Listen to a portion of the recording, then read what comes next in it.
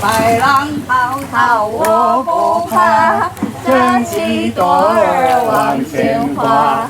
把望下水到一家，不挑大鱼小哈哈。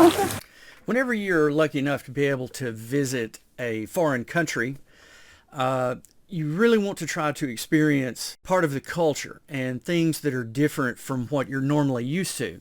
And we got a chance to do that when we went to Vietnam, and we were able to experience a traditional Sampan boat ride in the Mekong Delta near My Tho.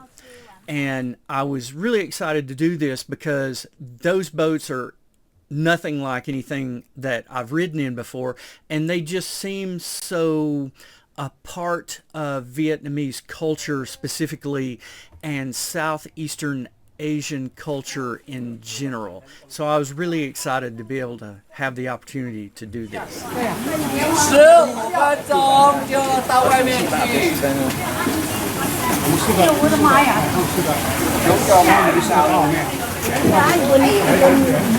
这边的你在做的时候，这边的你在做的时候，它会有。好亮亮哈！不急不急，来看这里哦，1、2、1、2、3。超过，跟他们对，好。那就一船就4个人哦。